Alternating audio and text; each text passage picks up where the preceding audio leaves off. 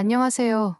저는 결혼한 지 15년이 된 두 아들의 아빠입니다. 얼마 전에 1년 동안 미국 동부 지역에서 지내게 되는 기회가 생겼어요. 거기서 있었던 일이 하나 있는데, 원래 저는 어릴 적부터 친하게 지내던 친구랑 동업을 하고 있었습니다. 그런데 이 친구가 꽤 고지식한 편이었어요. 몇 년 전부터 교회도 열심히 다니더니, 자기 기준에서 나쁘다고 생각하는 건 절대 안 하더라고요. 사실 저는 사업적으로 그렇게 경험이 많은 편은 아니지만, 거래처 사람들한테 어느 정도 접대해 주는 건 기본적인 성의 표시라고 생각했거든요. 상대방이 원하지 않으면 오지랖일 수 있겠지만 제 경험상 열의 아홉은 그런 걸 좋아하는 편이니까요. 그런데 이 친구는 그게 비도덕적인 일이라면서 법인카드로 그런데 돈 쓰지 말라고 딱 잘라 말하는 거예요. 아니, 세법에서도 접대비로 인정되는 부분이 있는데 왜 무조건 나쁜 일이라고 생각하는지 이해가 안 되더라고요. 이 친구는 그런 도덕적인 성향이 강한 사람인데 미국에서 혼자 기러기 생활하는 동안 그 친구의 아내는 그다지 도덕적인 사람은 아니었나 봅니다. 아무튼 그때부터 저랑 이 친구는 자꾸 부딪히기 시작했고 결국 자주 다투게 되었어요. 20년 동안 같이 사업을 하면서 형제처럼 지낸 친구였는데 언제부턴가 종교를 이유로 제가 하는 일마다 윤리적으로 문제 있다고 반대하기 시작하더라고요. 그때부터 작은 일에도 계속 싸우다가 결국 저는 손 털고 이 친구랑 20년 동안 함께한 사업에서 나왔습니다. 친구가 지분을 더 많이 가지고 있었기 때문에 초반에 들어갔던 제 지분 정리를 해서 나왔는데 그래도 마지막에 제 지분을 잘 쳐준 덕분에 당장 생계에 대한 큰 걱정은 없었어요. 제 아내도 그동안 고생 많았으니 이참에 푹 쉬라고 하더라고요. 머리도 식히고 인생도 돌아보라는 뜻이었죠. 솔직히 말해서 지분 정리로 받은 돈이 많긴 했지만 나중에 자식들 대학 보내고 결혼시키려면 한참 모자란 돈이었어요. 맞벌이를 하긴 하지만 아내 혼자 외벌이로는 우리 가족이 겨우 생활을 유지할 정도였거든요. 그래서 사업을 그만두고 나왔을 때 아내에게 잔소리 들을 각오를 했어요. 혹시나 친구한테 가서 다시 사과하고 돌아오라는 소리를 들을까봐 걱정도 했고요. 그런데 아내가 오히려 고생했다고 해주니 정말 고맙더라고요. 그런데 알고 보니 그 말 뒤에는 뭔가 숨겨진 의도가 있었던 겁니다. 어느 날 갑자기 아내가 집에 오더니 저보고 미국 비자를 준비하라고 하는 거예요. 깜짝 놀라서 아니, 무슨 미국이냐? 당신 회사는 어쩌고 미국에 가냐라고 물었더니 회사에서 보내주는 거니까 걱정 말라는 거예요. 나중에 알고 보니 아내 회사와 계열사 직원들이 만든 조합 같은 게 있는데 그곳에서 매년 직원 한 명을 뽑아 미국 집으로 파견을 보내주는 프로그램이 있더라고요. 1년 동안 집세도 지원해주고 미국에서 지부 경험을 쌓을 수 있는 좋은 기회라면서요. 근데 이게 말이 지부 경험이지. 사실 자녀 영어 교육 때문에 많이들 가는 프로그램이라더군요. 우리 애들 어릴 때 영어 유치원도 제대로 못 보내줬던 것도 있어서 아내는 늘 이걸 해보고 싶어 했대요. 그런데 그 당시에는 제가 사업하느라 너무 바빠서 이런 기회가 있어도 시도조차 못 해봤죠. 그런데 이번에 기회가 생겼으니 제가 새 직장 구하기 전에 꼭 해보고 싶다고 하더라고요. 1년밖에 안 되고 생활비는 우리가 내야 하지만 집세가 지원되는 건 꽤 큰 혜택이잖아요. 게다가 미국 지부에서 월급도 계속 나오니까 생활비 걱정도 덜고 아내 경력에도 좋은 기회라고 했어요. 솔직히 저는 애들 공부를 위해서 가는 건 좋다고 생각했지만 제가 굳이 따라갈 필요가 있나 싶었어요. 차라리 애들 어릴 때 이런 기회가 있었다면 바로 갔겠지만 이제 와서 굳이 제가 가야 하나 싶더라고요. 결혼하신 분들이라면 공감하겠지만 마누라 없이 혼자 1년을 지낼 수 있는 기회는 흔하지 않잖아요. 애들 어릴 때만 해도 제가 조금 더 젊었을 때니까 그때 놀면 더 재밌었겠다는 생각도 들었고요. 그래서 아내한테 나는 굳이 안 가면 안 되냐고 몇 번을 말했는데 아내가 반을 가는데 실이 안 갈 수 있냐면서 저도 무조건 따라가야 한다고 대화를 끝내더라고요. 결국 아내와 합의 끝에 제가 한 달 동안 혼자 한국에 남고 그 후에 따라가기로 했어요. 사실 속으로는 아내 먼저 보내고 나서 1년 동안 혼자 지낼 핑계를 대려고 했던 거죠. 그런데 막상 혼자 남아보니 처음엔 좋다가도 점점 지루해지더라고요. 뭐든 혼자 놀아도 한두 번이지. 시간이 지나니까 재미도 없고 돈도 조금씩 떨어지기 시작하니까 결국 따라갈 수밖에 없었죠. 결국 저는 가족을 만나러 미국으로 가는 비행기를 탔습니다. 공항에 도착하니 아내가 마중을 나와 있었는데 한 달 동안 지내면서 이미 여기저기 인맥을 많이 쌓은 것 같더라고요. 아는 사람을 통해 중고차도 하나 구해서 끌고 다니고 우리가 살 집 근처의 마트나 음식점들을 돌아다니면서 저한테도 구경을 시켜줬습니다. 그런데 아내가 지나가는 사람마다 전부 아는 척하면서 인사를 하는 거예요. 한 달밖에 안 지났는데 벌써 오래 살던 사람처럼 행동하니 정말 신기했죠. 제 아내는 부침성이 좋아서 그런지 그 사이에 많은 사람들과 친해졌나 봅니다. 특히 이 동네는 아내 회사와 연결된 사람들이 많고 한국 교민들이 많이 모여 사는 곳이라 더 빨리 적응한 것 같았어요. 그런데 그 동네를 돌아보니 미국에 있다는 느낌이 거의 안 들었어요. 아파트라고 하는 것들도 한국의 오래된 저층 빌라처럼 생겼고 그곳에 사는 사람들 대부분이 한국 사람들이었거든요. 한국 마트, 한국 교회, 심지어 한국 음식점들까지 다 있어서 영어 한마디 안 해도 살 수 있을 정도였어요. 공기 좋은 거 말고는 딱히 한국과 다른 점을 못 느꼈습니다. 아내가 한 달 사이에 이렇게 많은 사람들과 친해진 것도 놀라웠지만 더 신기한 건 그렇게 많은 사람들과 인사를 나누면서 남자는 거의 없다는 거였어요. 대부분 우리 또래나 10살 정도 어린 여자들이었어요. 아내와 함께 동네 사람들을 알아갈수록 뭔가 이상한 기분이 들더라고요. 다들 애 엄마는 자주 만나는데 애 아빠는 보이지 않는 거예요. 처음에는 남편들이 일을 하러 가고 아내들이 애들을 보는가 싶었는데 점점 많은 집들이 기러기 가족이라는 걸 알게 되었어요. 남편은 한국에서 돈을 벌어 보내주고 아내는 애들을 데리고 미국에 와서 공부시키는 거였죠. 아내가 왜 이 프로그램을 꼭 해야 한다고 했는지 알겠더라고요. 그곳에서 아내가 친하게 지내던 사람들이 저랑도 자연스럽게 친해졌어요. 특히 이 동네는 빌라 단지가 크고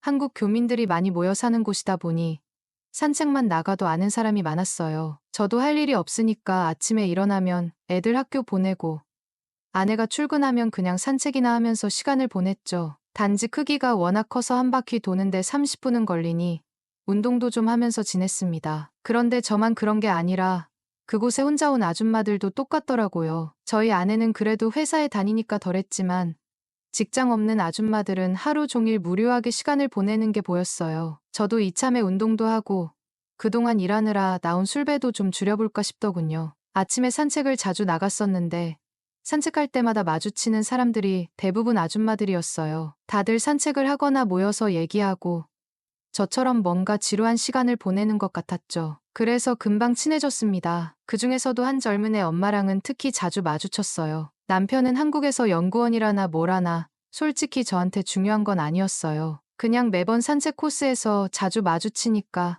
자연스럽게 친해진 거죠. 그러다 한 번은 아내랑 애들이랑 같이 장 보러 나갔는데 그 엄마를 마트에서 만났어요. 그래서 반가운 마음에 인사를 했는데 그 여자가 저를 모르는 척하는 거예요. 처음엔 왜 저러나 싶었는데 순간 촉이 확 오더라고요. 꽤 오래 남편과 떨어져 지내는 애 엄마들.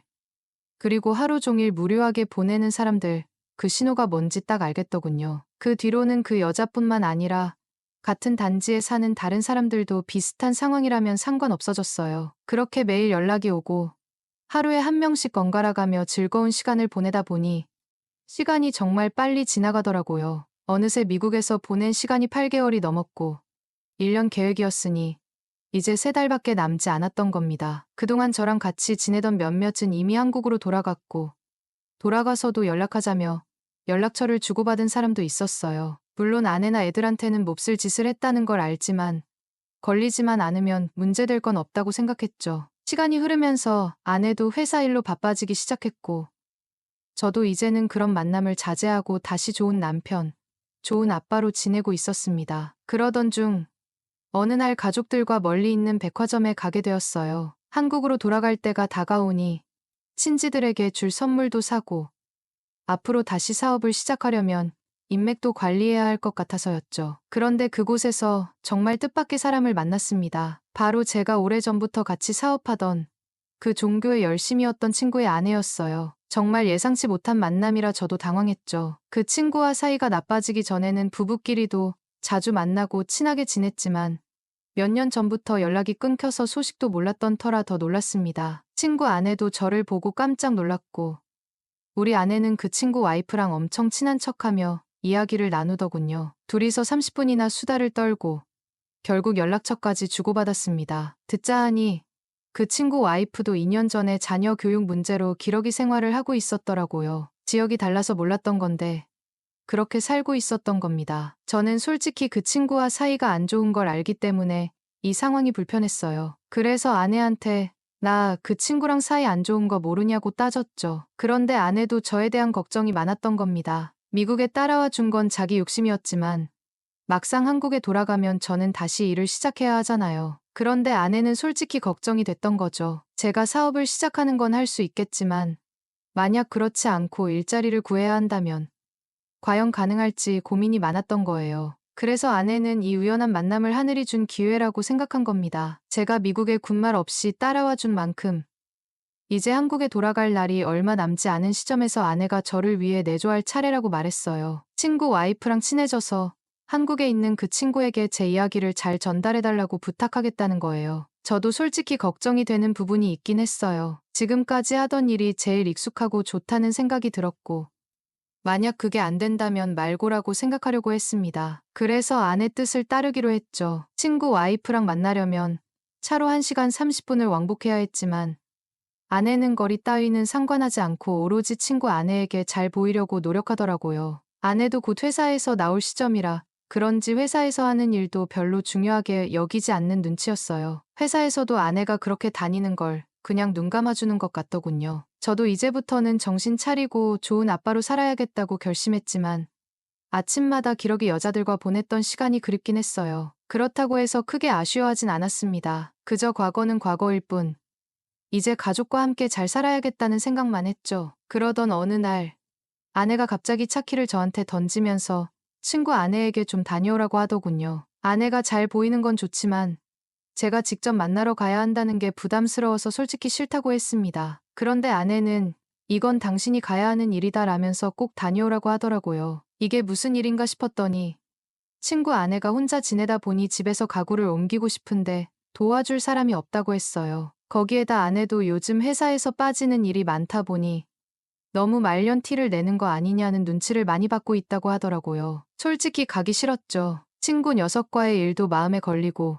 불편한 자리였으니까요. 그런데 또 한편으로는 친구의 도움이 없으면 제가 다시 일어설 기회가 쉽지 않을 것 같다는 생각도 들었어요. 그래서 결국 어쩔 수 없이 가기로 마음먹었습니다. 차로 한참을 달려 친구 아내의 집에 도착했을 때 저는 예상치 못한 광경에 완전히 놀라고 말았습니다. 무거운 가구를 옮겨달라는 줄 알았는데 그게 아니었어요. 침대를 옮기는 게 아니라 침대 위에서 저를 기다리고 있었던 거죠. 장미향이 나는 촉까지 켜놓고 분위기를 잡아놓은 채 말입니다. 그 순간 모든 게 설명됐습니다. 친구 아내도 남편과 오래 떨어져 지내면서 외로웠던 모양이었어요. 그녀가 제가 그동안 만나왔던 다른 여자들과 같은 삶을 살았는지는 중요하지 않았어요. 솔직히 말해 친구에게 쌓여있던 감정도 있었고 사업하면서 그 녀석의 고지식한 성격 때문에 겪었던 일들이 스쳐 지나갔습니다. 그래서 저도 망설임 없이 친구 아내가 원하는 대로 외로움을 달래주며 뜨거운 열정을 가득 쏟아부었습니다. 결국 그녀가 녹초가 될 때까지 1시간가량을 쉴 새 없이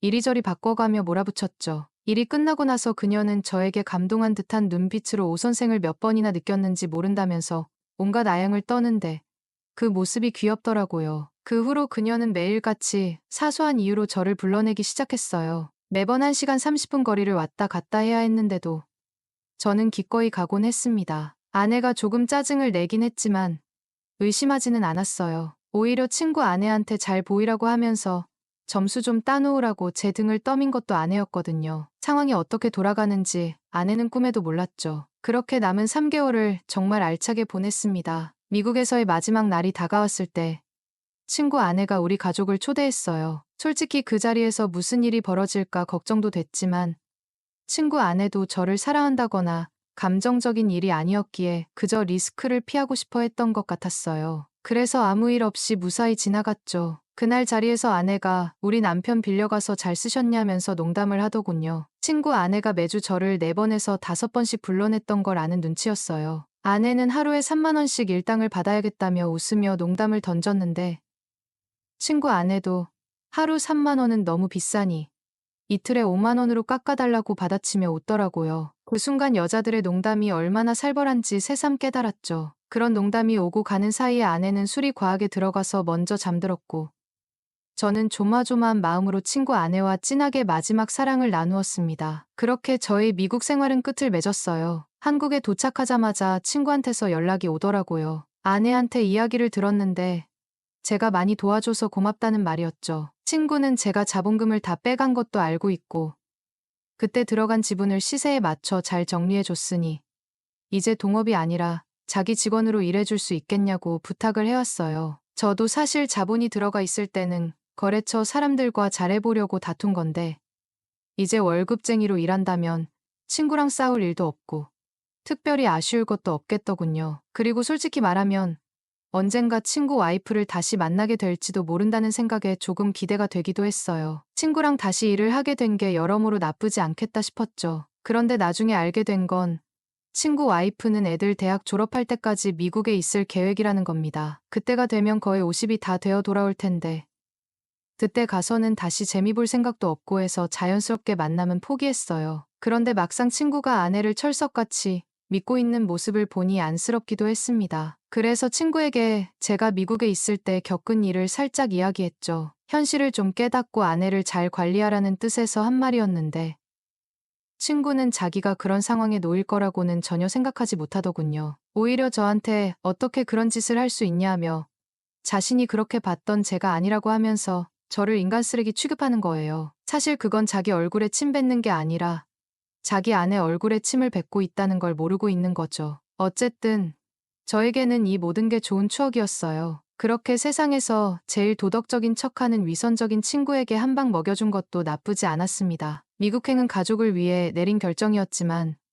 그때만큼 밖으로 활발히 돌아다닌 적도 없었을 거예요. 애들 공부에도 도움이 됐고 결과적으로는 우리 집에도 평화가 찾아왔으니 좋은 게 좋은 거라 생각합니다. 그때 일은 좋은 추억으로 남겨두고 앞으로도 모두를 위해 그냥 그걸로 끝내는 게 좋을 것 같네요. 사연 끝까지 들어주셔서 감사합니다.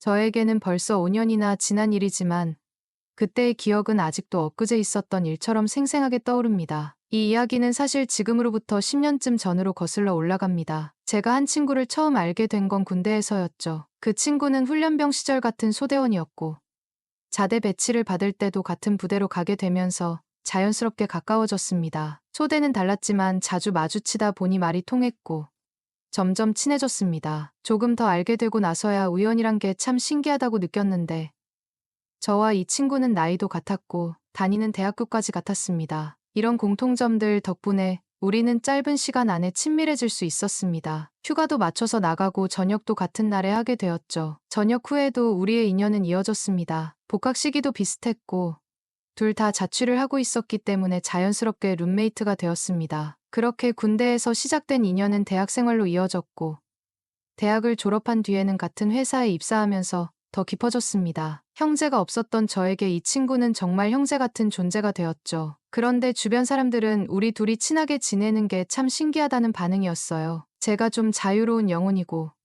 계획 없이 되는 대로 사는 스타일이라면 이 친구는 그야말로 철저하게 계획을 세우고 그 계획을 하나씩 실현해 나가는 스타일이었거든요. 나쁘게 말하면 저는 약간 무책임한 한량 같은 사람이고 이 친구는 공부벌레에 가까운 모범생 타입이랄까요. 하지만 오히려 그 서로 다른 점들이 우리가 친해지는데 더 큰 역할을 했다고 생각해요. 각자 부족한 부분을 서로에게서 채울 수 있었으니까요. 그런데 30살이 되던 해 이 친구가 결혼을 한다는 소식을 들었습니다. 대학 시절부터 한 집에서 살며 동고동락하던 녀석이 장가를 간다니 정말 가족이 한 명 떠나는 것처럼 허전한 기분이 들더라고요. 저는 그때도 결혼 생각은 있었지만 아직 젊음을 더 즐기고 싶다는 마음이 컸어요. 그래서 딱히 진지하게 만나는 사람도 없었고 결혼이라는 걸 그렇게 서두를 필요는 없다고 생각했죠. 친구는 아내를 선을 통해 만났다고 했는데 저는 그 말을 듣고 조금은 그 친구가 인생 계획에 따라 조건을 따져 결혼한 게 아닐까 하는 생각이 들었습니다. 워낙 계획적인 사람이었으니까요. 하지만 결혼식 날 처음 본 친구 아내의 모습은 제 생각을 단번에 바꿔놓았습니다. 그 모습이 정말 아직도 기억에 남아있을 정도로 아름다웠거든요. 새하얀 웨딩드레스를 입고 나타난 그녀는 마치 동화 속에서 튀어나온 주인공 같았어요. 피부는 눈부실 정도로 하얗고 목에서 어깨로 이어지는 가늘고 길다란 목선은 너무나도 고왔습니다. 선 봐서 이렇게 아름다운 사람을 만날 수도 있구나 하고 감탄했어요. 그 순간 친구 녀석이 왜 그렇게 서둘러 결혼을 했는지 바로 이해가 되더라고요. 조건이 아니라 진심으로 사랑에 빠졌던 게 분명했습니다. 그날 이후 저는 친구의 인생 계획에 대해 새삼 놀라면서도 존경스러운 마음을 품게 되었어요. 그 친구는 자신의 길을 차분히 걸으며 진정으로 중요한 사람을 만나 가족을 이루었으니까요. 지금도 가끔 그날의 기억을 떠올리면 참 묘한 기분이 듭니다. 한편으로는 부럽기도 하고 또 한편으로는 내가 아직 가보지 못한 길에 대해 생각하게 되기도 하고요. 저는 늘 자유로운 연애를 추구하며 살아왔지만 친구의 아내를 처음 본 날 마음 한편에 묘한 생각이 들었어요. 이 정도로 예쁜 사람이 내 옆에 있다면 더 이상 자유롭게 만날 필요 없이 정착해도 괜찮지 않을까 하는 마음이요. 처음으로 친구처럼 계획대로 사는 게 답답하기보다는 오히려 부럽게 느껴졌던 순간이었습니다. 그동안 자유롭게 만난 여자가 적어도 수십 명은 되었겠지만 그 모든 여자를 한데 모아도 친구 아내의 미모에 비할 바가 아니었어요. 그래서인지 한때 답답한 동생처럼 여겼던 친구가 이런 아름다운 사람과 결혼했다는 사실이 질투로까지 번지더군요. 이런 제 마음도 우습긴 했지만 인간적인 감정이란 게 그렇잖아요. 친구와 같은 회사에 입사하면서 우리는 여전히 가까웠지만 결혼 후의 친구는 예전과 달라졌습니다. 퇴근 후 늘 함께 술 한잔하던 녀석이 이제는 집에서 기다리는 아내를 핑계로 서둘러 집으로 돌아가곤 했어요. 물론 그게 이해가 안 되는 건 아니었죠. 그렇게 잘 빠지고 예쁜 아내가 집에서 기다리고 있다면 누구라도 그러지 않겠어요? 하지만 남겨진 저는 아쉬움을 느낄 수밖에 없었습니다. 쓸쓸하기도 했고요. 술집에서 하루 이틀 만나는 짧은 인연들로 그 허전함을 채워보려 했지만 그런 만남들은 결국 공허함만 더 키울 뿐이었어요. 친구 녀석도 제가 걱정됐는지 한 달에 한두 번은 먼저 불러내 술을 마시곤 했는데 그마저도 급하게 마셔 고주망태가 되어버리기 일쑤였죠. 제가 친구를 집에 데려다 줄 때마다 친구 아내는 남편을 저 지경으로 만들어 보내는 제가 못마땅했을 거예요. 그러다 보니 친구가 저를 부르는 횟수도 점점 줄어들었고 함께 보내는 시간은 자연스럽게 줄어들었습니다. 그렇다고 친구를 원망하거나 섭섭해할 수는 없었어요. 그의 상황을 이해하지 못하는 것도 아니었고 어차피 회사에서 매일 보니 술 한잔하지 못한다고 친구 관계가 끊어질 것도 아니잖아요. 그러던 어느 날 회사 복도에서 친구를 우연히 마주쳤는데 친구가 와이프가 임신했다는 소식을 전하더군요. 정말 반가운 소식이었고 그 순간 저는 뭔가 해야겠다는 생각이 들었어요. 친구 아내에게 제가 그냥 술 친구가 아니라 진짜로 친구 중에 친구라는 걸 보여주고 싶었던 것 같아요. 그래서 이것저것 육아용품을 잔뜩 사서 선물했습니다. 요즘 젊은 부모들이 좋아한다는 유모차며 브랜드 기저귀 가방까지 준비했죠. 친구 아내는 제가 준 선물을 받고 처음으로 저에게 직접 연락을 주더군요. 고맙다는 말이었지만 저는 그저 결혼식 날 그녀의 모습이 떠올랐습니다. 그날의 아름다운 모습이 제 기억에 남아 있어서일까요? 전화 너머로 들려오는 그녀의 목소리를 듣는 것만으로도 마음 한구석이 간질거리는 기분이 들더군요. 그날 밤 이상하게 잠이 오지 않았습니다. 어쩌면 제 삶이 친구와 다르게 자유를 추구하며 흘러왔지만 친구처럼 정해진 길을 걷는 삶도 나쁘지 않겠다는 생각이 들어서였는지도 모르겠어요. 아니면 그 아름다웠던 그녀의 모습이 아직도 제 머릿속을 떠돌아서일 수도 있고요. 분명한 건 그날 이후로 제 마음 한구석에 친구와 그의 아내, 그리고 제가 걸어온 길에 대한 여러 가지 생각이 깊게 자리 잡게 되었다는 겁니다. 어느 날 회사 복도에서 친구와 마주쳤는데 녀석이 기쁜 소식을 전하더라고요. 아내에게 허락을 받아서 오랜만에 술 한잔하고 늦게 들어와도 된다는 거였어요. 늦게 들어가도 된다고 하니 저는 속으로 드디어 오늘 밤은 마음껏 마실 수 있겠구나 싶었죠. 그런데 막상 얘기를 들어보니 늦게라는 게 고작 밤 12시까지라더군요. 12시까지 들어간다는 건 12시에 이미 집에 있어야 한다는 뜻이잖아요. 그래서 저는 장난스럽게 신데렐라도 12시까지 춤은 추다 갔다. 그러니까 우리도 12시까지는 일단 마셔보자 하고 으름장을 놓았습니다. 친구는 애매하게 분위기 봐서라고 대답했지만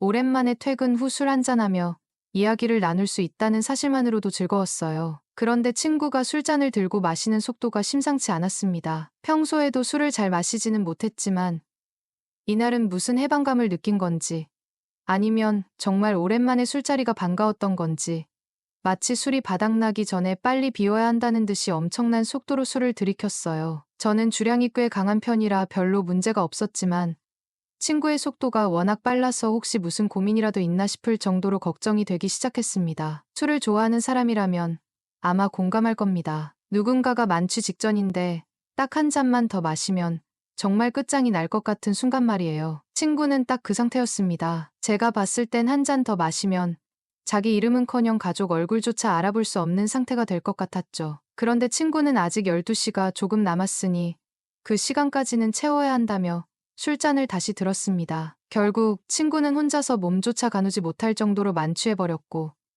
저는 비틀거리는 친구를 부축하며 집까지 데려다 주게 되었습니다. 엘리베이터를 타고 올라가면서 걱정이 되더라고요. 친구 아내가 평소에도 저를 그리 좋아하지 않는 눈치였는데 이렇게 친구를 만취 상태로 데려다 주는 저를 좋게 볼 리가 없겠다는 생각이 들었죠. 애써 선물까지 사서 관계를 회복하려고 했는데 이번 일로 친구와 술 한잔 하는 것도 이젠 끝이구나 싶었습니다. 집에 도착하니 친구 아내가 문을 열어주었어요. 여전히 배가 크게 부르지는 않았지만 이제 곧 엄마가 될 사람답게 차분한 모습으로 친구를 맞이하더군요. 그런데 솔직히 말하자면 친구 녀석이 또 한 번 부러웠습니다. 집에 돌아오면 누군가가 따뜻하게 맞아주는 것도 그랬지만 무엇보다 친구 아내가 여전히 너무 아름다웠어요. 제 기억 속에는 웨딩드레스를 입고 있던 그녀의 순백의 모습이 강렬하게 남아 있었는데 지금은 화장기 하나 없이 편안한 잠옷 차림인데도 그렇게 자연스럽고 아름다울 수가 없었어요. 오히려 결혼식 날의 화려한 모습보다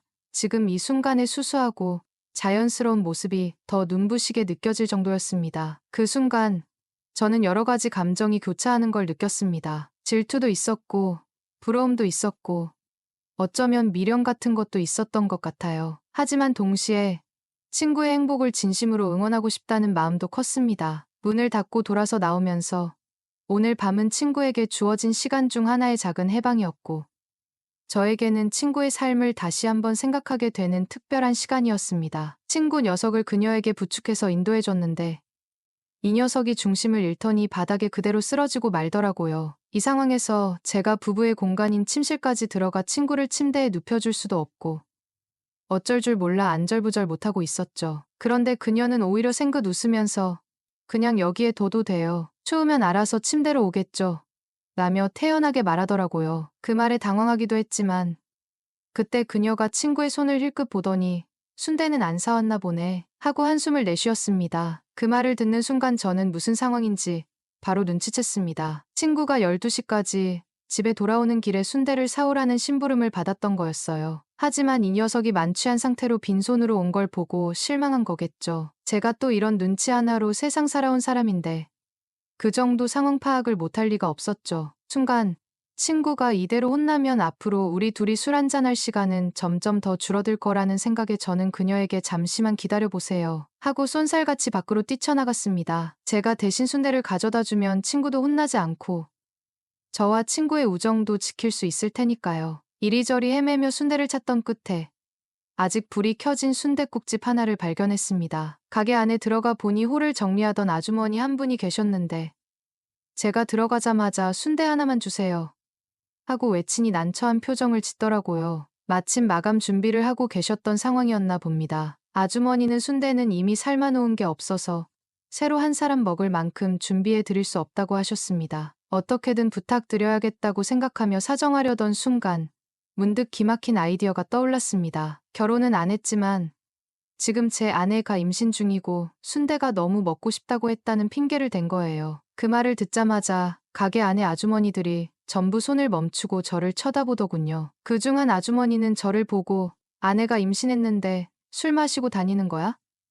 정신 좀 차려요. 하고는 잔소리를 하셨지만 결국 주방으로 들어가 순대를 삶기 시작했습니다. 얼마 지나지 않아 아주머니는 정말 순대 한 줄을 통째로 삶아서 건네주시더니 얼른 가져가서 와이프 먹이고 술은 이제 그만 마셔요. 라며 한마디 더 하셨습니다. 게다가 순대는 다음날 못 파니까 이거 다 가져가요. 하고 덤까지 얹어주셨습니다. 졸지에 저는 친구 아내의 남편이 되어 순대를 얻어온 셈이었죠. 그때 아주머니의 충고가 아직도 잊히지 않아요. 아내가 아이 가진 몸이면 당신이 더 잘 챙겨야지.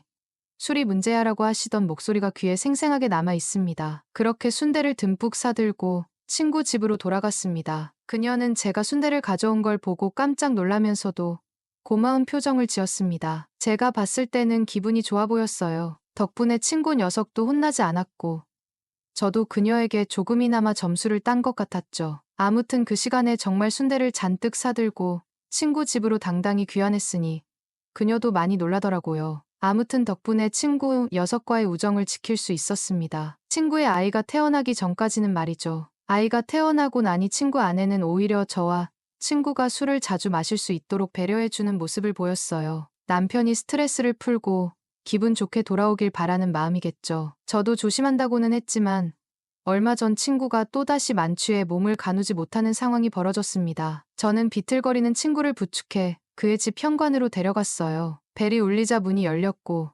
그녀가 모습을 드러냈어요. 순간 눈앞에 펼쳐진 그녀의 모습은 평소와는 완전히 달랐습니다. 얇고 부드러운 실크 원피스는 몸에 꼭 맞아 그녀의 선명한 곡선을 그대로 드러내고 있었어요. 옷자락은 살짝 비쳐서 어깨와 쇄골의 선이 은은하게 드러났고 길게 뻗은 다리의 매끈한 선은 시선을 뗄 수 없게 만들었죠. 그런 모습에 더해 그녀의 머리카락은 느슨하게 흘러내려 자연스러운 섹시함을 풍기고 있었고 문틈새로 퍼지는 은은한 향기가 공간을 가득 채웠습니다. 그 향기는 가볍지만 강렬했고 그녀의 존재감을 더욱 부각시키는 것 같았어요. 그녀는 천천히 미소를 지으며 고맙다는 말과 함께 나를 바라봤어요. 그 눈빛에는 평소에 밝고 단정한 느낌 대신 어딘가 나른하고 유혹적인 기운이 담겨 있었어요. 그 순간 공기가 달라진 것처럼 느껴졌고 어딘가 낯선 긴장감이 온몸을 감싸더군요. 친구를 현관에 눕혀놓고 서 있었지만 머릿속은 이미 복잡하게 얽히기 시작했어요. 그녀의 존재만으로도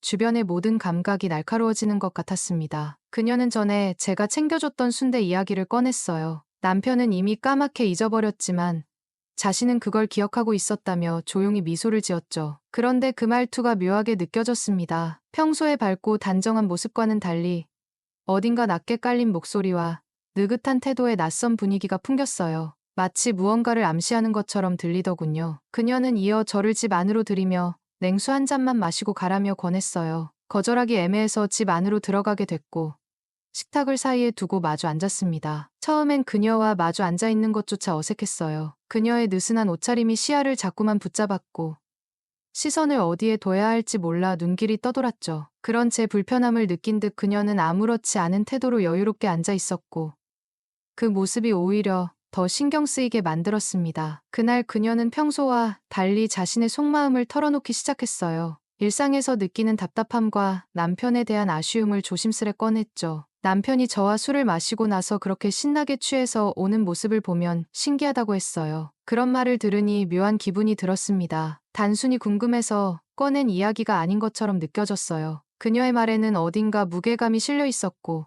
단순한 호기심을 넘어선 뉘앙스가 묻어 있었습니다. 현관에서는 친구의 코를 고는 소리가 들려왔지만 그녀는 신경 쓰지 않는 듯 보였어요. 오히려 지금 이 순간이 더 중요하다는 듯한 태도였죠. 그녀의 시선은 느릿하면서도 그윽하게 쳐다보았고 방 안의 공기는 점점 더 무겁게 가라앉는 것 같았습니다. 시간이 지날수록 저는 점점 더 혼란스러워졌어요. 그녀의 눈빛과 몸짓은 명확한 경계를 허물고 있었고 그녀의 말은 더 깊은 곳으로 이끌고 있었죠. 순간적으로 머릿속은 복잡해졌지만 방 안의 긴장감은 그런 이성을 무디게 만들 만큼 강렬했습니다. 그녀는 의도적으로 한 걸음씩 다가오는 것 같았고 저는 뒤로 물러서고 싶은 마음과 그 자리에 고스란히 남고 싶은 마음이 교차했어요. 그녀와의 거리는 점점 더 가까워졌고 그녀의 손길과 기척이 내리누르듯 제 모든 감각을 자극했습니다. 결국 그날 밤 현관에서 들려오는 친구의 깊은 잠소리를 뒤로 한 채 방 안으로 들어왔죠.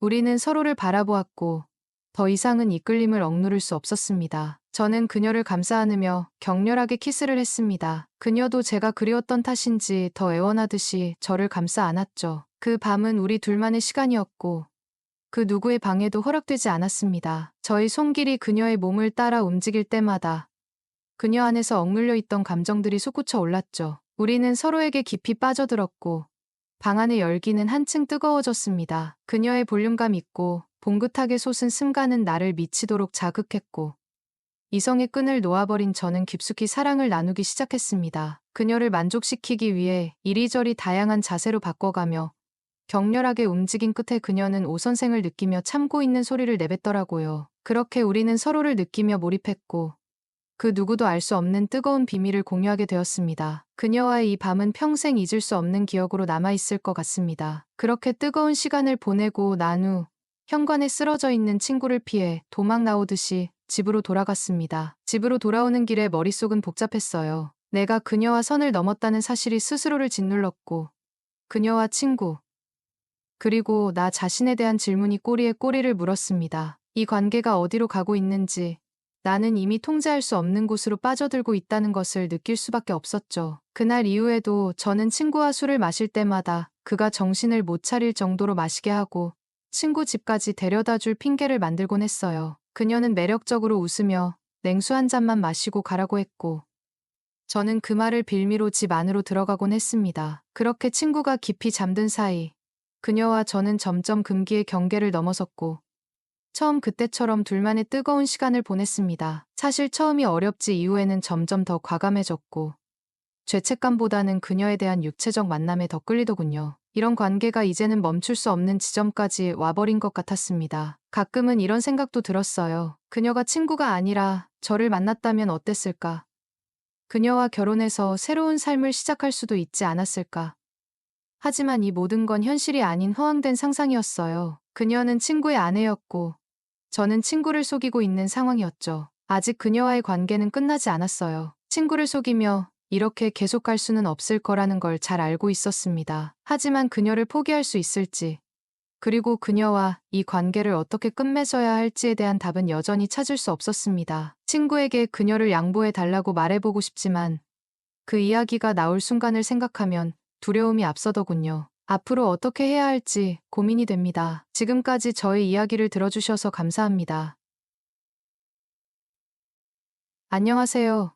올해 30대 중반 되는 남성입니다. 군대를 전역하고 얼마 지나지 않아 바로 아르바이트를 시작했던 오래전 일이었어요. 예전부터 일본으로 건너가 일식 유학을 하는 게 꿈이었는데 아무런 경력 없이 일식집에 들어가면 결국 설거지만 하다가 나와야 한다는 말을 들었거든요. 그래서 일식집은 아니지만 생선 손질이라도 배울 수 있겠다는 생각에 집 근처 횟집에서 일을 하게 됐어요. 당연히 처음부터 생선 손질을 맡길 리는 없었죠. 배우고 싶으면 어깨너머로 익히라고 하시면서 처음엔 허드렛일부터 시작했어요. 가게 청소, 재료 정리, 서빙 같은 기본적인 일부터 하나씩 배우면서 차츰 가게 분위기에 적응해 갔어요. 면접은 사장님이 아니라 실장님과 봤는데 몇 주가 지나도록 사장님을 한 번도 본 적이 없어서 궁금해지더라고요. 그래서 실장님께 슬쩍 여쭤봤더니 사장님은 아침에만 잠깐 들르신다고 하더라고요. 딱히 더 말하지 않는 걸 보니 직원들과 특별히 어울리는 스타일은 아닌 것 같았어요. 그래도 가게에서 일하는 이상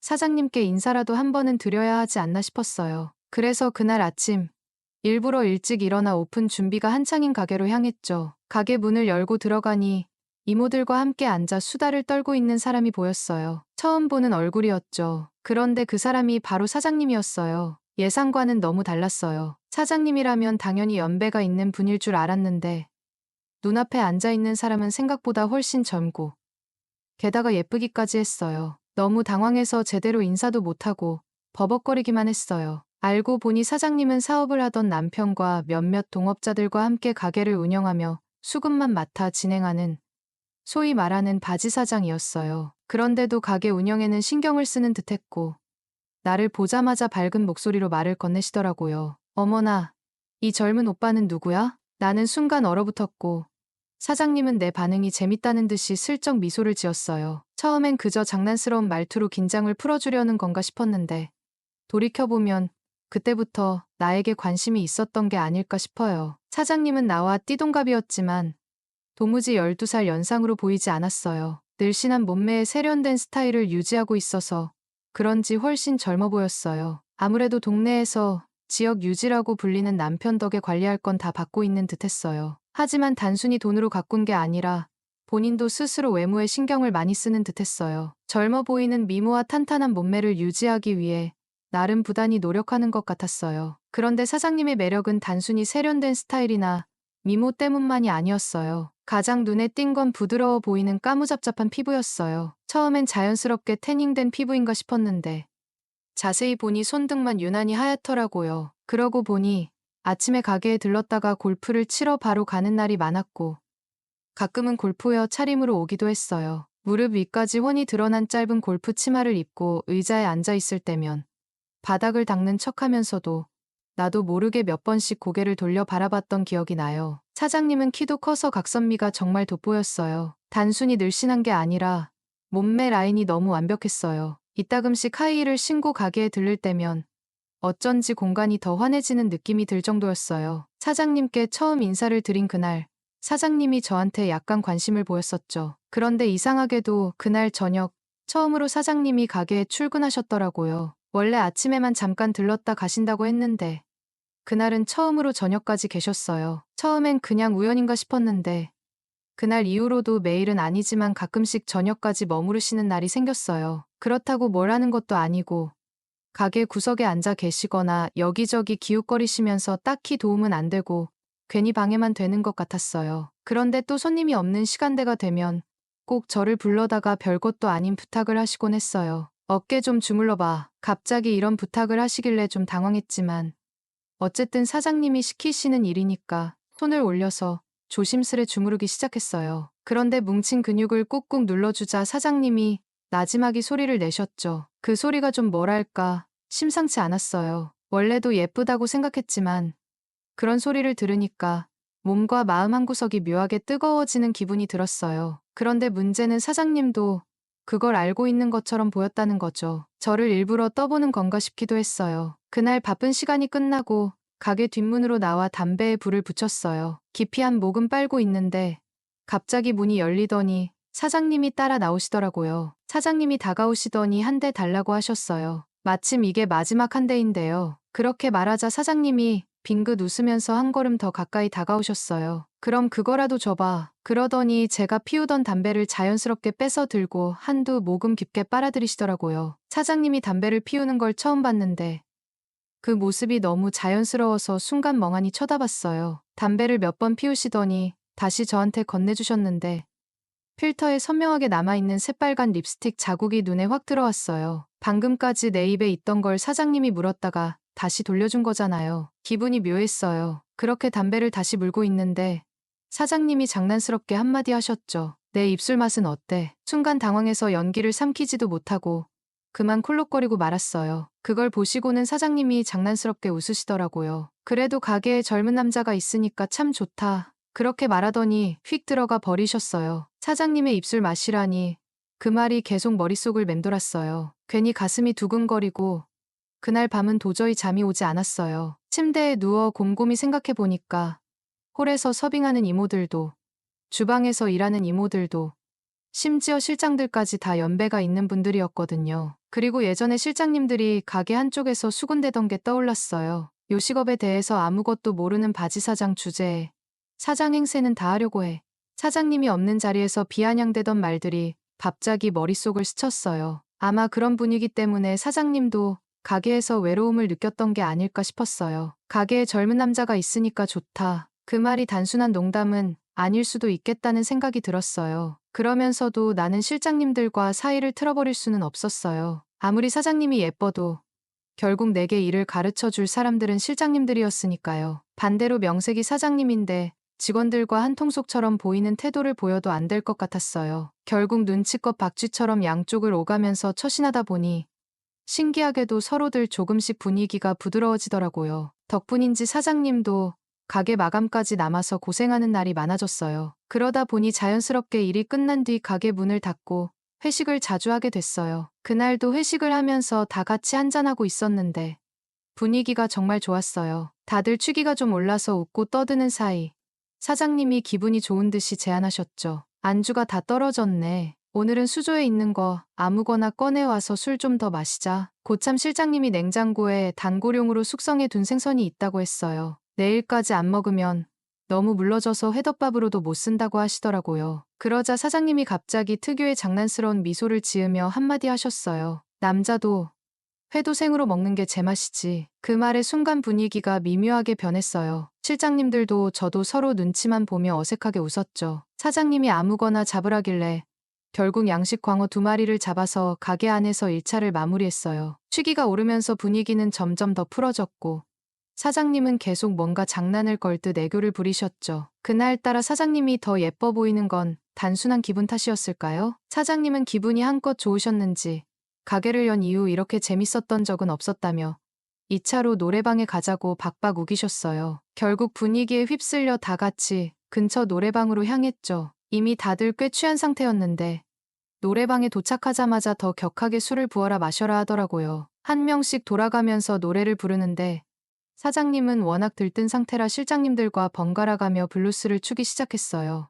음악이 조금 끈적한 분위기로 흘러가면 실장님들과 가볍게 몸을 맞추면서 춤을 추는데 문제는 자꾸만 고개를 돌려 저를 힐끔힐끔 쳐다보신다는 거였죠. 그러더니 이모님들을 불러일으켜 실장님들에게 붙여주고는 마치 기다렸다는 듯이 제 쪽으로 쪼르르 다가오셨어요. 그러고는 자연스럽게 제 손을 잡고 블루스를 함께 추기 시작하셨죠. 사장님과 이렇게 가까이 붙어 있는 게 전혀 부담스럽지 않았어요. 오히려 행복하다는 생각이 들었어요. 실장님들과 어쩔 수 없이 이모님들과 춤을 추고 있는 모습이 내 뒤에서 따가운 눈빛을 보내는 게 느껴졌지만 지금 이 순간만큼은 그런 게 신경 쓰이지 않더라고요. 허리를 감싸고 있는 손에 닿는 사장님의 몸이 놀라울 정도로 탄탄했어요. 군살 하나 없는 옆구리가 느껴지는데 그 순간 감탄이 절로 나왔어요. 사장님은 키도 저랑 비슷한 편이라 몸을 바싹 밀착한 채 자연스럽게 서로의 어깨에 고개를 기대고 있었죠. 그러다 보니 사장님의 귀 뒤쪽에서 풍겨오는 은은한 샴푸 향과 향수 냄새가 그대로 코로 빨려 들어왔어요. 그 향을 오래도록 간직하고 싶어서 숨을 깊이 들이마셨는데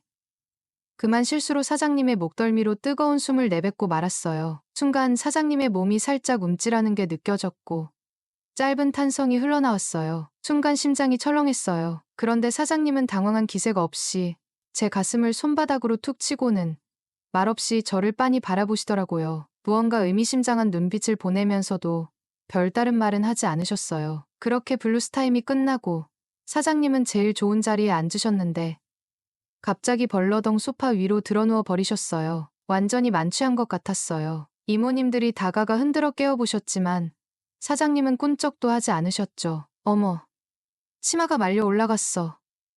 이거 어떡해? 이모님들이 당황해서 웅성거리셨지만 사장님은 전혀 신경 쓰지 않는 듯 여전히 정신을 못 차리고 계셨어요. 그 모습을 보고 있던 실장님들은 회식이 끝났다는 듯 하나둘씩 정리를 시작했고 이모님들도 늦었다며 집으로 돌아가려고 하셨죠. 그런데 문제는 사장님을 누가 데려다 드릴 거냐였어요. 실장님 두 분이 서로 자기가 모셔다 드리겠다고 티격태격하기 시작했어요. 그런데 아무리 봐도 저건 데려다 준다기보단 데려가겠다는 느낌이 강했어요. 그 모습을 보다가 나도 모르게 한마디 툭 던졌어요. 저도 사장님 모셔다 드릴 수 있는데요. 순간 실장님들이 동시에 저를 쏘아보셨죠. 굉장히 언짢아하는 표정이었어요. 한참 나를 세우며 어쩌고 저쩌고 따지려는 찰나 옆에 있던 이모님 한 분이 두 사람을 뜯어말리며 대리기사를 불러 사장님을 집에 모셔다 달라고 하셨죠. 아유, 괜히 실장님들끼리 싸우지 마요. 젊은 친구가 있으니까 저 친구가 모셔다 드리면 되잖아. 그 말을 듣고 실장님들이 마지못해 물러났어요. 그런데 재밌는 건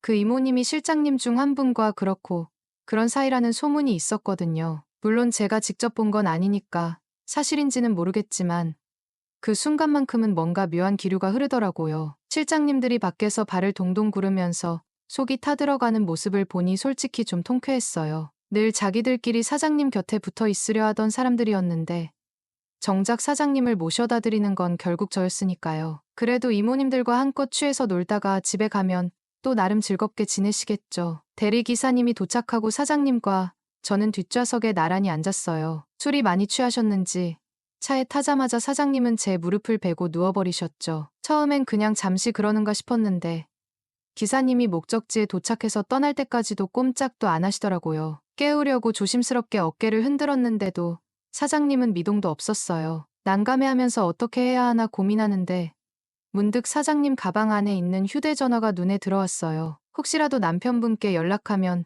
댁으로 데려다 줄 사람이 있지 않을까 싶었죠. 살짝 머리를 들어 가방을 받쳐놓고는 차 밖으로 나가 남편분께 전화를 걸었어요. 그런데 한참을 기다려도 전화를 받지 않더라고요. 그래서 문자라도 남겨야겠다 싶어 메시지함을 열어봤는데 놀랍게도 남편과 주고받은 대화가 한 개도 없었어요. 더 이상한 건 전화번호부에도 남편 외에는 저장된 연락처가 거의 없었다는 거였어요. 순간 사장님이 왜 그렇게 외로워 보였는지 이해가 되더라고요. 돈이 많아도 그걸로 해결할 수 없는 외로움이 분명 존재하는 거였어요. 사실 사장님 폰을 더 볼 생각은 없었는데 그 순간 사장님에 대해 많은 걸 알게 되니 그대로 돌아가기엔 마음이 편치 않았어요. 결국 차 안으로 다시 들어갔죠. 가방을 치우고 다시 제 무릎을 내어주면서 사장님의 머리를 조심스럽게 받쳤어요. 그런데 그때 사장님이 술버릇 때문인지 몸을 살짝 움찔거리더니 갑자기 제 위로 올라오시더라고요. 몸을 거의 무릎 위로 다 올려놓고는 마치 무의식적으로 몸을 굴려 제 쪽으로 바싹 다가왔어요. 군살 하나 없는 탄탄한 몸이 밀착되면서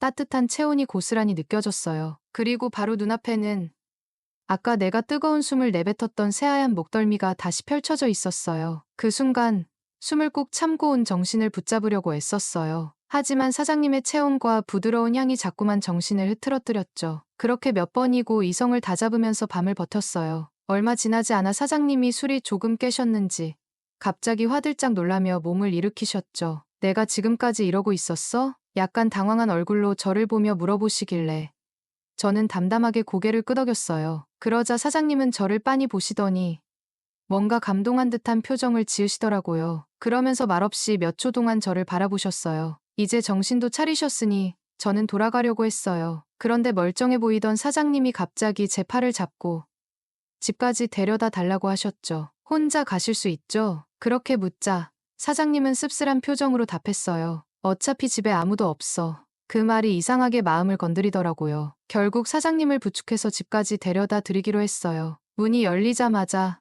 사장님은 뒤에서 저를 꼭 껴안으셨어요. 그 적극적인 태도에 더 이상 버틸 수 없었죠. 결국 사장님과 뜨겁게 관계를 나누었어요. 체력적으로는 자신이 있는 터라 사장님을 거칠게 몰아세웠죠. 이렇게 힘이 좋았냐며 쉴 새 없이 탄성이 터져나온 사장님은 결국 오 선생을 만나셨는지 몸을 떨더니 한동안 말을 잇지 못하더라고요. 물을 마시고 침대로 들어가 자려고 누웠는데 사장님은 이런 기분을 얼마 만에 느껴보는 줄 모르겠다며 저희 소중이를 부드럽게 감싸주는데 도저히 그냥 넘어갈 수가 없겠더라고요. 사장님의 요구에 다시 한번 격렬히 사랑을 나누었고 사장님을 홍콩에 보내드렸습니다. 그날 저는 출근을 하지 못한다고 얘기하고 하루 종일 사장님과 즐겼네요. 그날 이후로 사장님과 자주 시간을 보내게 됐어요. 하지만 문제는 실장님들이었어요. 회식날 사장님을 데려다 준 것 때문인지 그때부터 실장님들의 유치한 괴롭힘이 시작됐어요. 애매한 일을 일부러 저한테만 시키고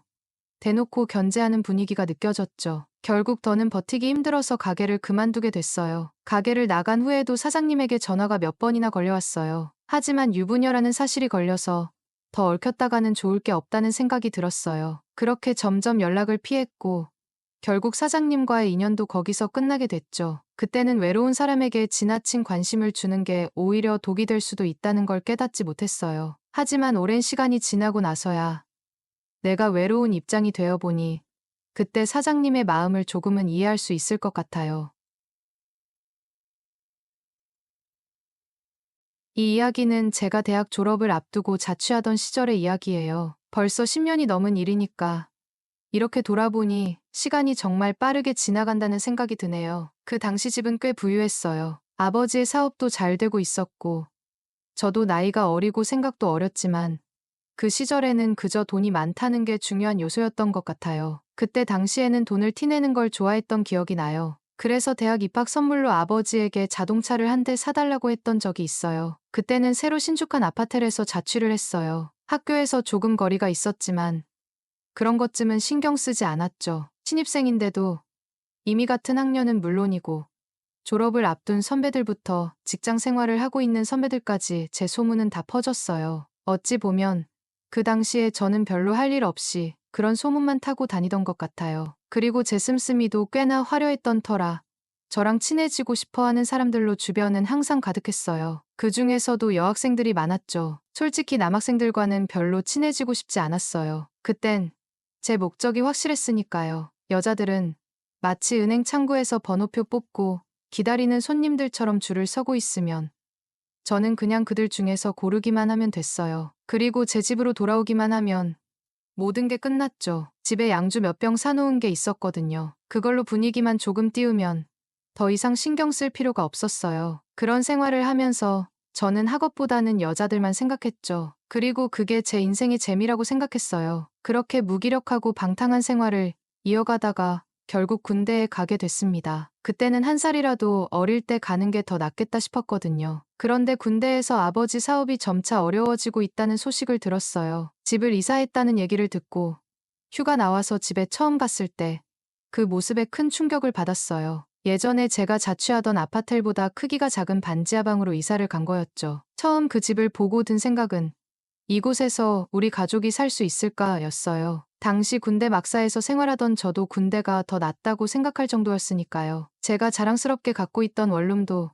그때의 보물 같은 자동차도 모두 처분된 상태였어요. 처음에는 모든 게 낯설고 정말 힘들었죠. 첫 휴가는 아직도 잊을 수가 없어요. 그 이후 전역하고 나서 계속 여기서 지내면 안 되겠다 싶었어요. 그래서 군인 월급을 모으고 복학은 포기한 채 아르바이트를 하면서 돈을 모았죠. 그리고 마침내 옥탑방을 하나 구했어요. 제 예전의 호화로운 원룸에 비하면 정말 작은 곳이었지만 그나마 가족들이 살고 있는 반지하방보다는 훨씬 좋은 환경이었어요. 겨울이면 찬바람이 불고 철제 문도 제대로 열기 싫었지만 그곳을 떠나 반지하방에서 벗어난 사실만으로도 너무 만족스러웠어요. 학업과 아르바이트를 병행하면서 지낼 수 있는 적당한 월세 덕분에 복학도 바로 할 수 있었죠. 그때부터는 그저 그 환경에 만족하며 살아갔던 것 같아요. 학교에 복학하고 나서 처음에 저를 보고 줄을 서서 뭐라도 얻어먹으려고 했던 사람들은 제가 개털이 되었다는 걸 알게 되자 저를 아는 척도 하지 않더군요. 군대에서 면회도 오고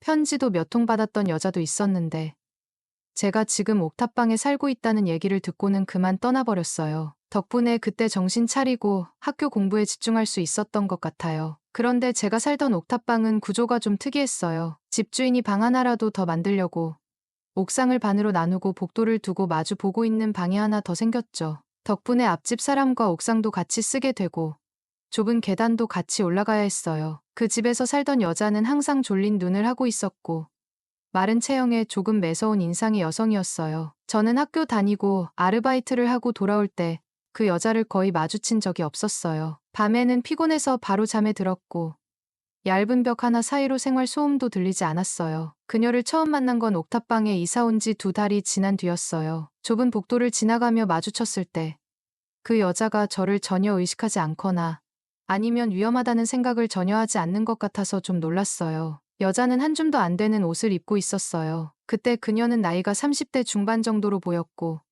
저는 그때 20대 중반이었으니 나이 차이가 조금 있었죠. 그 여자가 입고 있던 트렁크와 민소매 나시는 제 상상을 초월했어요. 솔직히 처음 그 여자를 보고 깜짝 놀랐죠. 그런데 그녀는 그런 제 시선도 전혀 신경 쓰지 않고 좁은 복도에서 저를 그냥 지나쳐서 지나갔어요. 그런 모습을 보고 정말 부침성이 없는 사람 같다는 생각이 들었죠. 그러니까 남자가 도망가겠지 라는 생각이 머리를 스쳤어요. 그런데 사실 집주인이 미리 그녀가 돌싱녀라는 걸 알려줬어요. 집주인 아주머니는 그런 얘기를 하면서도 뭔가 아침 드라마 같은 전개를 원했는지 제 옆구리를 쿡쿡 찔러가며 둘이 잘 지내라고 농담을 하더군요. 처음에는 그 여자의 첫인상이 그렇게 좋지 않았지만 집주인 아주머니가 왜 그런 말을 했는지 알겠더라고요. 왜냐하면 그 여자가 10살 이상 차이가 나는데도 외모가 제 또래의 여자들만큼 앳된 모습을 하고 있었거든요. 그 복장도 복장이지만 그 특별한 외모에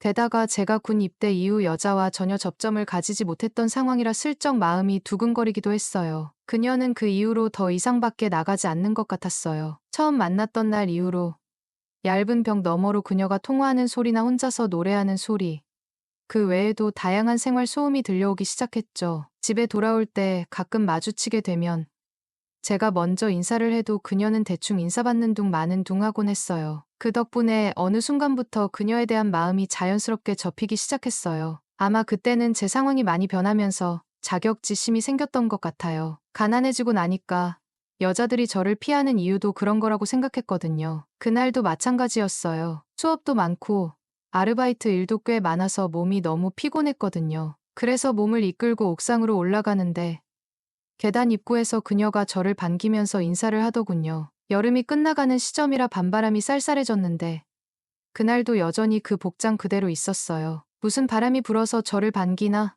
싶었는데 알고 보니 잠깐 바람이라도 쐬러 나왔다가 문이 저절로 잠겨버린 거였죠. 그래서 아침부터 계속 밖에서 기다리고 있었다고 했어요. 10시간 가까운 시간을 민소매 나시 하나만 입고 버틴 걸 생각하니 정말 대단하다고 느껴졌어요. 왜 집주인 아줌마한테 안 갔었냐고 물어보니 집주인 아주머니는 외출 중이었고 내일이나 돼야 들어온다고 연락이 왔대요. 딱한 모습에 저희 집 문을 열어줬죠. 그녀가 들어오는데 여전히 그녀 주변에 냉기가 남아있더라고요. 얼마나 추웠을지 상상이 가더군요. 그래서 제가 옷장 구석에 처박아둔 전기장판을 꺼내서 틀어주고 보일러도 켜놨으니 따뜻한 물로 몸 좀 녹이라고 했죠. 전기장판이 적당히 데워지니까 그녀는 아무 말 없이 이불 속으로 들어가서 몸을 바들바들 떨고 있었어요. 그 모습에 마음이 좀 아팠죠. 전화를 꺼내서 열쇠공을 부를까 하며 물어봤는데 그녀는 열쇠공 부르면 돈도 들고 그냥 하루만 신세를 지면 안 되겠냐고 하더라고요. 이런 늦은 시간에 그녀의 복장으로 열쇠공을 부르는 것도 좀 무리일 것 같았어요. 그래도 그녀에게 언제부터 친하게 지냈다고 잠을 내 방에서 자겠다고 하는 거냐,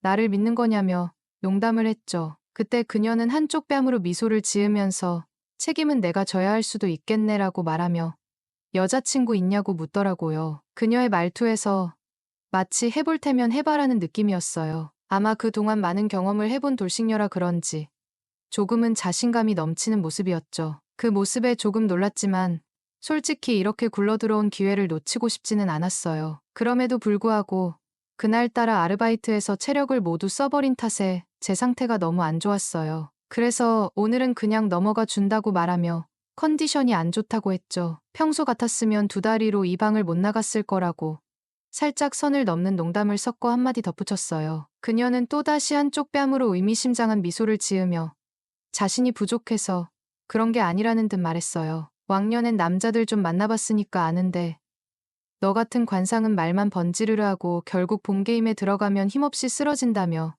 제 자존심을 살짝 건드리더라고요. 그 말에 조금 화가 나면서도 그녀가 이불 속에서 떨고 있으면서도 저희 선을 넘는 농담을 받아치는 모습을 보니 다시 뜨겁게 불타오르는 제 마음을 느꼈어요. 차가운 공기와 그녀의 농담 속에서 뭔가 달아났던 체력이 돌아오는 느낌도 들었고 방 안에 켜둔 보일러와 전기 장판 덕분에 따뜻한 분위기가 만들어져서 그런지 그 순간의 기분은 말로 표현할 수 없었어요. 저도 하루 종일 일하느라 땀을 많이 흘렸던 터라 오랜만에 뜨거운 물로 씻고 나니 몸이 정말 편안해졌어요. 가스비를 아끼느라 항상 냉수로 씻었었는데 뜨거운 물로 몸을 푹 담그니까 하루의 피로가 확 풀리는 느낌이었죠. 그런 기분을 만끽하면서도 문득 저도 이 기회를 놓치면 안 되겠다는 생각이 들었어요. 그래서 큰맘 먹고 뭔가 시도를 해보려고 마음 먹고 밖으로 나왔는데 아까 그 모습을 떠올리며 긴장하고 있었던 제 마음은 온데간데 없이 사라졌어요. 천사처럼 잠든 그녀의 모습이 눈에 들어왔거든요. 고단했는지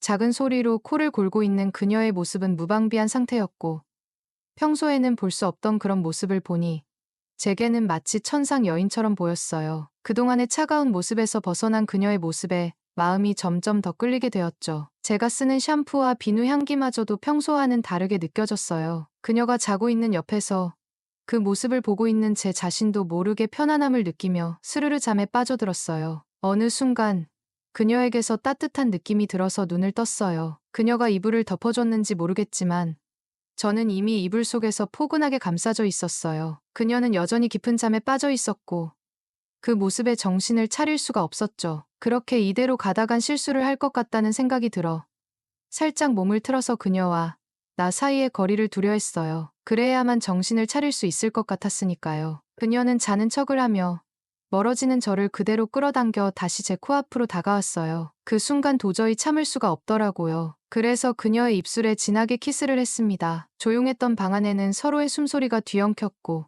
그녀의 목선을 따라 천천히 가슴까지 내려왔죠. 한참 달아오른 그녀의 위에 올라탄 저는 쉴 새 없이 움직이면서 만족시켜주고 있었는데 그녀에게서 외마디 탄성이 흘러나오면서 부르르 떨더라고요. 저는 아직 체력도 많이 남는 데다가 마지막까지 도달하려면 부족한 상황이라 자세를 바꿔 뒤에서 뜨겁게 사랑을 해줬죠. 그녀는 오랜 시간 잊고 있던 감정을 되찾은 듯 저를 밤새도록 끊임없이 원했고 저는 그런 그녀의 열정에 푹 빠져들었어요. 밤이 깊어갈수록 우리는 더욱 하나가 되어갔죠. 그렇게 그녀에게서 2번째 외마디 탄성이 흘러나오고 나서야 저도 마지막에 느끼는 기쁨을 느꼈죠. 모든 걸 쏟아부은 후 그대로 누워있는데 그녀가 아래로 내려가더니 마지막 여운을 길게 느끼게 해주겠다며 입으로 마무리를 해주더라고요. 짜릿한 게 얼마나 움찔거리게 되던지 정말 행복한 순간이었습니다. 오랜만에 숙면을 취한 후 잠에서 깼고 눈을 뜨니 제 팔을 베고 잠든 그녀가 보였습니다. 그때 그녀는 이미 깨어 있었고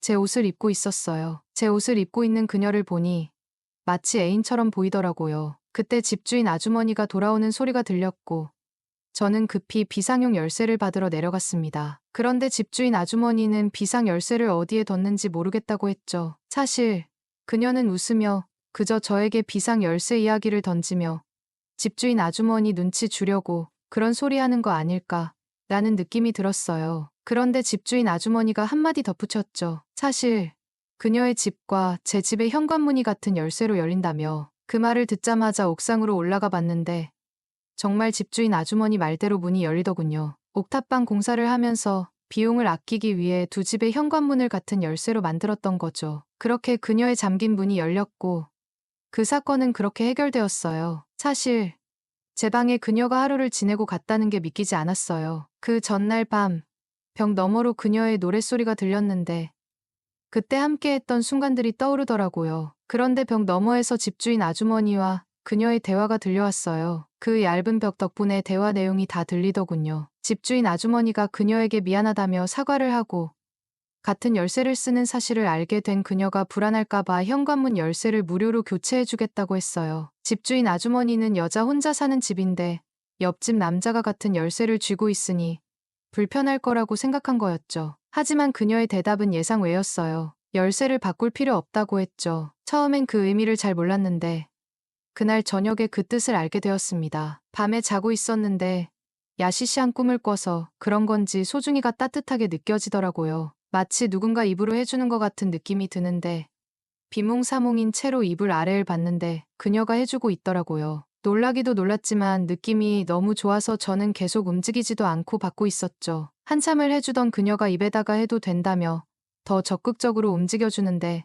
더는 참을 수가 없겠더라고요. 결국 폭발하고 말았습니다. 한껏 머금은 그녀는 입안에 가득 담긴 그걸 꿀꺽 삼켜버리더라고요. 묘하게 짜릿한 게 너무 좋았어요. 그 이후로도 그녀와 저는 매일같이 집을 오가며 뜨겁게 사랑을 나누었습니다. 결국 집주인 아주머니가 원하던 대로 저희 둘 사이가 가까워졌어요. 처음엔 자신 없던 자격지심이 있었지만 그녀 덕분에 그것이 씻겨 나간 것 같았죠. 그녀에게 붙어있는 돌싱녀라는 꼬리표도 제게는 아무런 문제가 되지 않았어요. 하지만 결국 저는 그녀와 헤어질 수밖에 없었어요. 아버지의 사업이 다시 재기를 해서 해외로 나가야 했거든요. 그녀는 기회는 두 번 오지 않는다며 기회가 찾아오면 잡아야 한다고 제 등을 떠밀어줬어요. 해외에서 2년 정도 지내면서 자꾸 그녀가 떠오르더군요. 그래서 바쁜 일정을 쪼개어 한국으로 돌아와 옥탑방을 다시 찾았지만 그녀는 보이지 않았어요. 그 후로 그녀와는 영영 헤어졌습니다. 지금은 아버지의 사업을 물려받았고